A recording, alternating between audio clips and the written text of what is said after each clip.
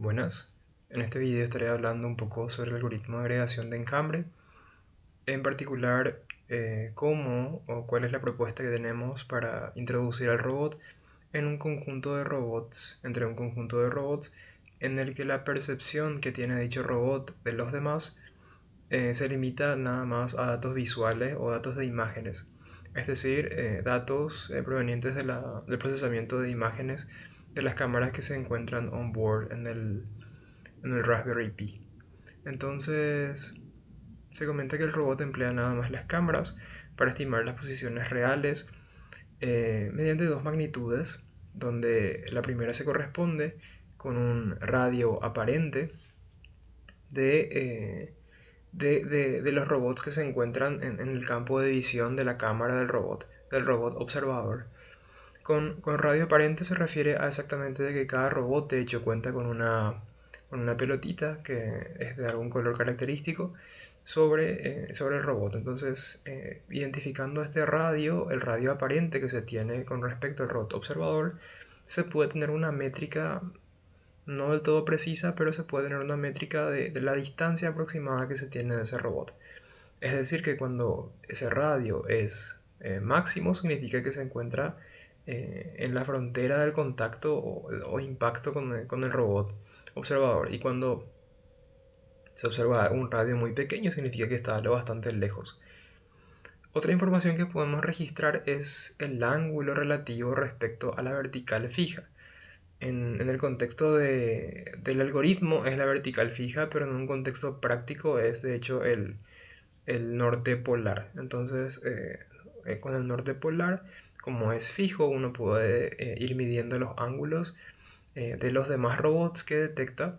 Entonces se van registrando cuáles son los ángulos y cuáles son para las posiciones y cuáles son los valores de escala, digamos, que tienen los radios de los robots observados. Entonces, haciendo un match de estos dos datos, lo que hacemos es tratar de estimar cuál es la posición óptima en la que el robot observador tiene que ubicarse para minimizar su distancia de los demás robots. Entonces, sin saber la posición cartesiana en X, Y de los demás robots, la idea es definir una especie de algoritmo o un mapa lineal que me permite calcular la posición en la que yo pueda optimizar o minimizar mi distancia de todos los robots. Esto es similar a mínimos cuadrados, sin embargo, no se tiene la información concisa de las posiciones de los demás robots, entonces eh, nos vemos obligados a explorar otras métricas. Entonces, la primera parte lo que hacemos es una densidad visual que se basa básicamente en una diferencia de los radios observados y de hecho se está usando un kernel gaussiano. Este kernel gaussiano lo que pretende es tratar de capturar cuáles son los pares de robots que tienen un radio similar. Entonces, se le da un cierto peso o primariedad a los robots que tienen una distancia similar entre ellos, porque significa que allí, si se incorpora el robot observador, va a haber una mayor densidad de robots y en conjunto, porque se estima que aproximadamente habrá unos 5 robots, incluyendo ya el robot observador, entonces 3 ya son bastante significativos. Entonces, podemos asignar un cierto peso a cada uno de esos 5 robots y que podemos definirlo como W sub I de t igual a 1 eh, más, eh, más ese coeficiente por la sumatoria de cada uno de las densidades visuales. Esto es como una especie de penalización nada más. Y luego el objetivo deseado, que se expresa en coordenadas físicas, podemos normalizarlo y multiplicarlo por un cierto coeficiente alfa, que también es otro de ponderación.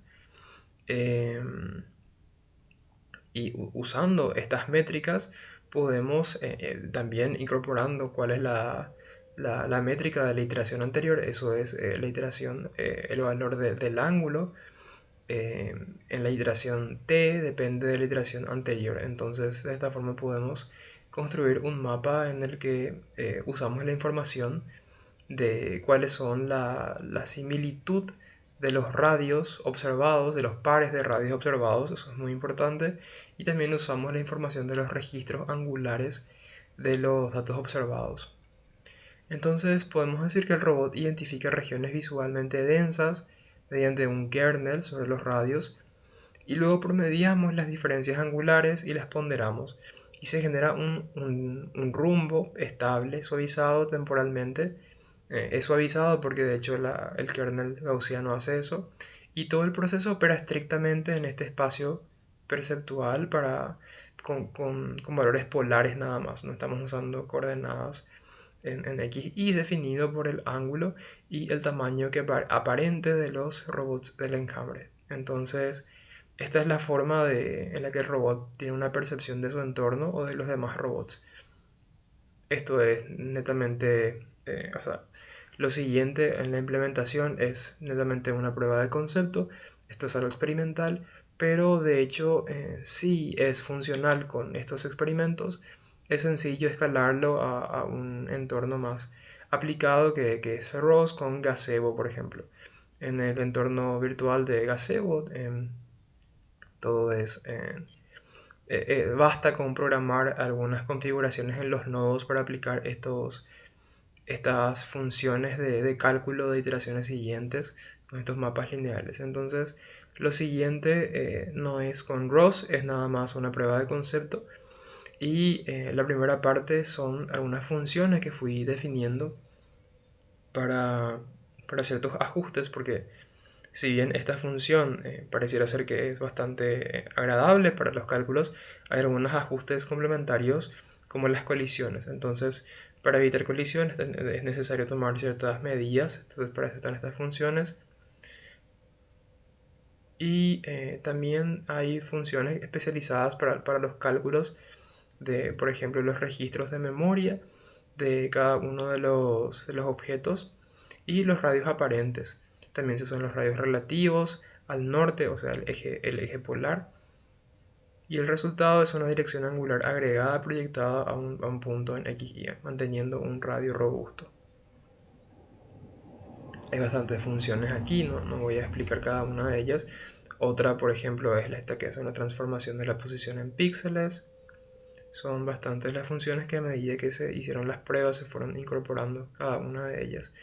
También hay una matriz de rotación, por supuesto, porque en la simulación de hecho la necesitamos porque necesitamos una rotación constante. Algo más que comentar es que de hecho en esta propuesta estamos usando dos cámaras porque cuando uno tiene nada más una cámara, tiene un ángulo de visión, al menos en la Raspberry Pi, un ángulo de visión con una cámara usual de la Pi, tiene aproximadamente 75 grados como campo de visión, como el ángulo del campo de visión. Entonces, para evitar que el robot esté, o sea, si queremos un registro de cada una de las posiciones, necesariamente el robot tiene que estar girando.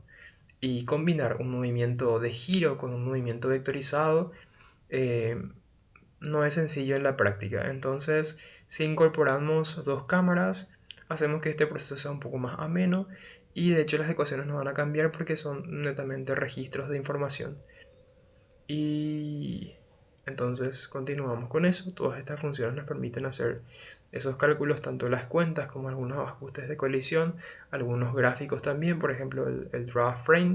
Estamos usando OpenCV para calcular cada uno de los gráficos. OpenCV es una de las formas más prácticas de hacerlo, más aún en este tipo de entornos como Colab o similares a Jupyter, por ejemplo. Y aquí sí es lo más interesante. En la inicialización establecemos algunos parámetros como cuál es el paso del enjambre. El paso se refiere a la velocidad con la que se mueven los robots del enjambre, no el propio robot.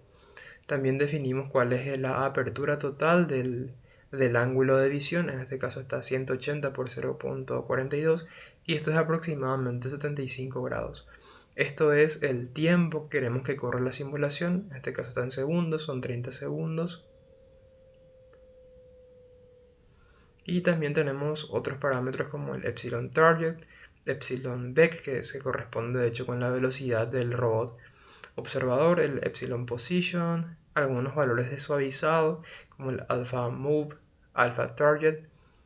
Y tenemos aquí finalmente algunas funciones ya que sí las estamos usando en nuestra función para las regiones más densas. Entonces el kernel más ancho es de 4.0, un menor peso de densidad es para la lambda density que habíamos visto en la función. Y estas son algunas otras características o valores de escalado que tenemos con respecto a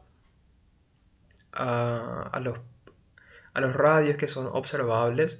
Por ejemplo, el ring min es de 5 y el ring max es de 30. Entonces, pueden ser normalizados cada uno de los radios máximos observados en el algoritmo de visión usando esto simplemente.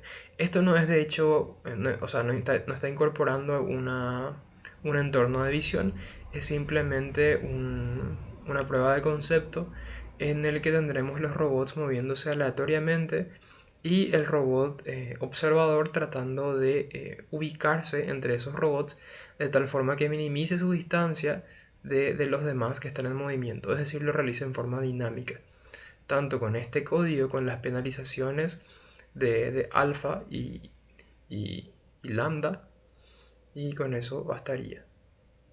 Entonces en el bucle principal llamamos cada una de esas funciones y también realizan los gráficos. Además de eso también estamos registrando un CSV de cada una de las distancias realizadas. Eso nos sirve para hacer un análisis posterior de cómo fue el algoritmo. Entonces este sería el entorno propuesto para la simulación. Acá estamos indicando cuál es el ángulo, o sea, la dirección con respecto a la cual se van a medir los ángulos, el sentido, perdón, que es el norte o polo magnético y la vertical también a su vez. Estos puntos en azul son los robots del enjambre y este punto en rojo es el robot observador. Estos conos o estos triángulos en magenta, en rosa, se corresponde con el campo de visión de una de las cámaras, sería la cámara frontal, y este se corresponde con el campo de visión de la cámara trasera. Y según nuestra métrica, el mapa lineal, el mapa que habíamos definido, el punto donde es más apropiado que vaya el robot es en este punto. Y de hecho se recalcula. Y los únicos robots que son relevantes en el cálculo son aquellos que son visibles por el robot, que serían este y este. Por eso este punto más o menos se ubica en el centro de estos dos robots, que es deseable ese tipo de comportamiento. Entonces podemos correr el código y vemos qué tal es la dinámica. Esto tendría que volver a correr porque hay algunos puntos que no se guardaron. Entonces corremos los utilitarios. Esto ya queda en memoria. Ahora la inicialización.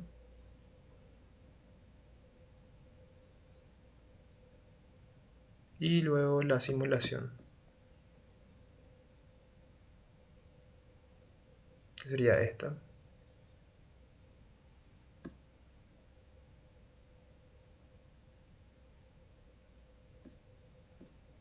Entonces el robot efectivamente trata de ubicarse más o menos en un punto que minimice la distancia de los demás.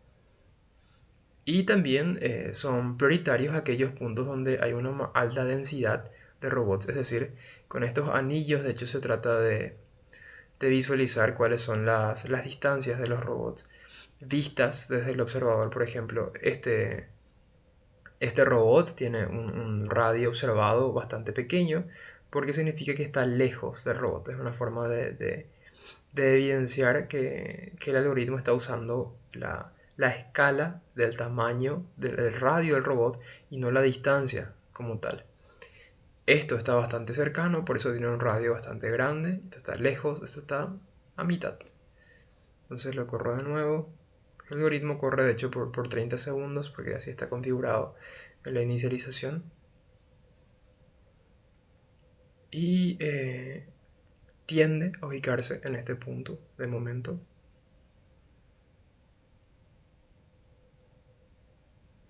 Hay algunas algunos datos que corregir todavía, como las colisiones, evitar ese tipo de cosas. Pero en general podemos ver que tiene una buena performance. Bien, también estamos guardando un CSV con cada una de las mediciones. Son mediciones normalizadas, o sea, em, los radios medidos, observados por el observador, por el robot observador, el robot rojo, normalizados. Eso significa que están divididos con 30. Ahora si queremos graficar cuáles son las mediciones que se hicieron,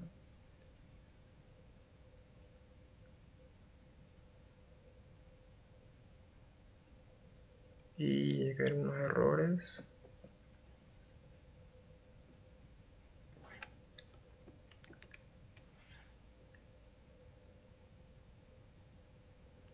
Si queremos graficarlo, acá mostré nuevamente la tabla.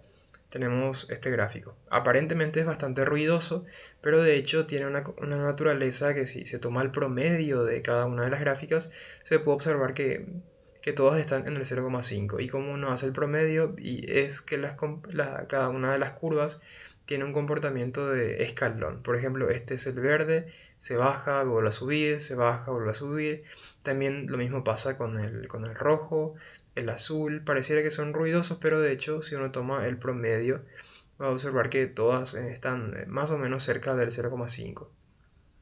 Bien, entonces ese sería el video explicativo de nuestra propuesta de algoritmo de enjambre, de agregación para un enjambre.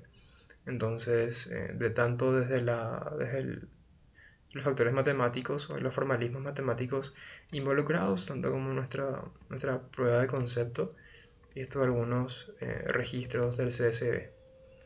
Bien, muchas gracias.